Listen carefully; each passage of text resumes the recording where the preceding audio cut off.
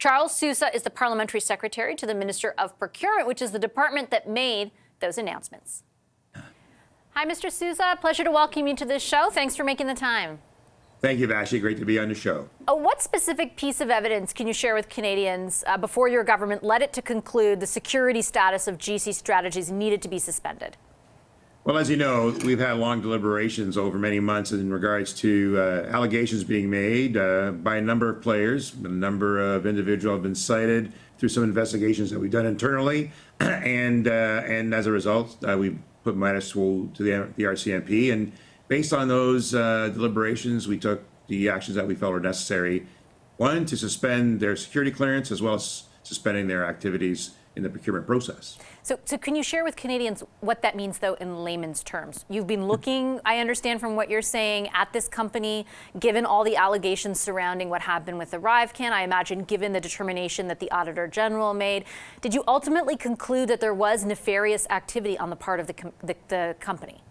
Well, there is a number of reports that have come to light as a result of the ongoing investigations that we've been doing internally. And I mean, I'm not at liberty to start to discuss what they are, only because I don't want to prejudice the outcome of the investigation. Similarly, there was a draft statement of facts that was produced by an investigator that was relative to two other individuals that operate internally. And that's confidential. And what we want to make certain is that we follow the process to maintain integrity in the review and in the investigation so that proper outcomes are achieved. Can you be specific, Mr. Sousa, about what investigations are taking place? Because I think that the story has lots of different layers. There's committees looking at it. There's the RCMP. Like, what exactly is your government doing specifically to get to the bottom of whether or not the taxpayer money you gave these companies was legitimate?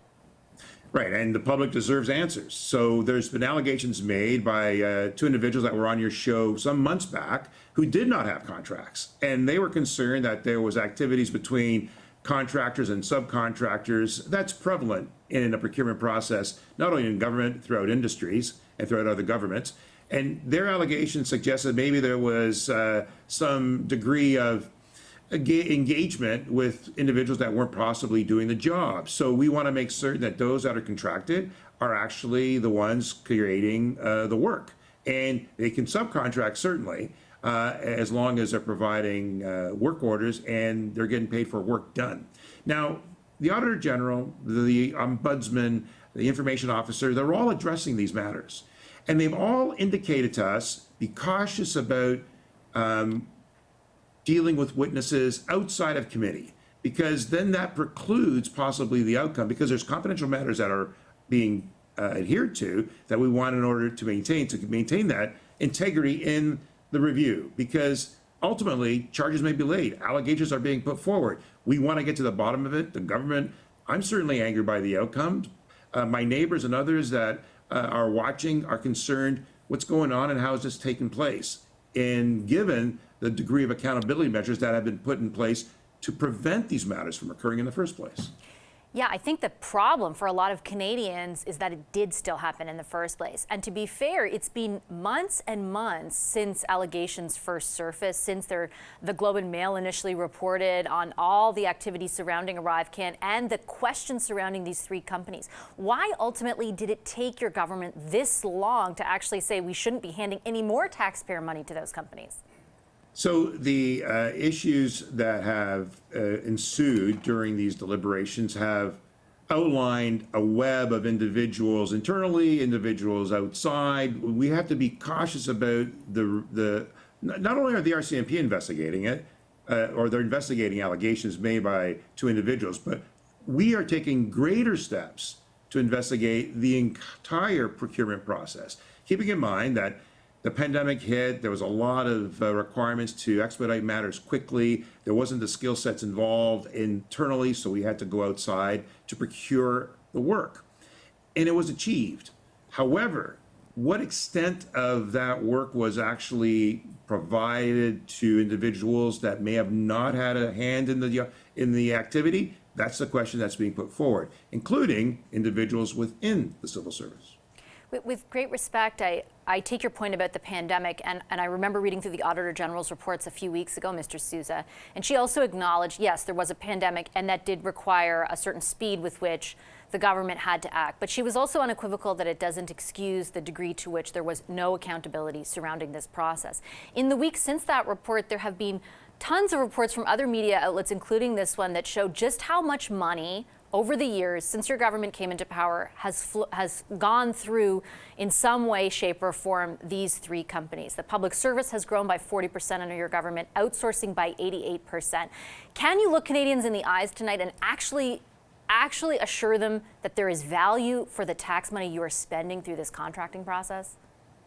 Vassy, I can assure you that since I've been elected and since I've been on this committee, we have been very concerned and very angry at the fact that processes weren't adhered to.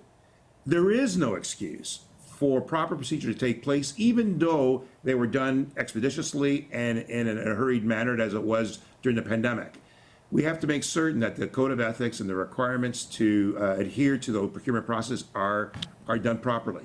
That obviously wasn't the case here, and those that are alleged, and if there is wrongdoing, they have to be held accountable.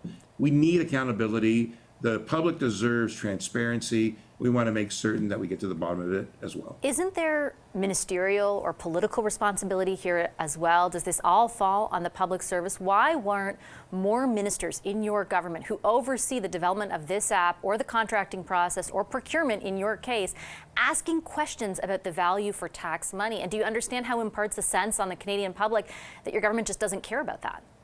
Yeah, well, the government does care. That's why the ArriveCan app was established, right? I mean, we had a situation where had we not put forward an application as this, then we would have been billions and billions of dollars worse off because we wouldn't have had the trade that would be required across border. People would have been at risk because they wouldn't have had the opportunities to be more properly assessed and cared. You think the ArriveCan app facilitated all that? Well, ArriveCan provided the ability for us to have those engagements with other countries as well. And it was essential for us to be able to expedite and provide for trade. But value for money is also important. People don't want any government to be frivolous with spending. We want to make certain that when you invest these matters, that they're accountable and there's a payback.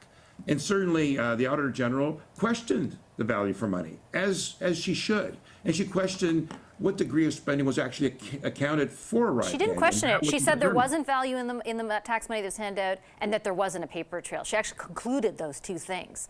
Why isn't there more accountability in your government, not in the public service, in your government for that? No, and the ministers are clearly aware of the situations before us, and they have taken the steps to amend and adopt many of the recommendations that were provided by all, be it the Auditor General, the Ombudsman, the Information Officer. They've all acknowledged that the government has taken those appropriate steps and that they're still ongoing. So we've taken a corrective action. We need to. But be mindful that in terms of value for money, we want to make certain that the application and the work that was done will continue to have value. There is some degree of activity in the ArriveCan that is still ongoing. And there's also immigration matters that are still prevalent. And that was another $2 or $12 million that were applied in that regard. But I hear what you're saying, and people are concerned, as are we, in regards to the work that's being uncovered, and what we're going to do going forward.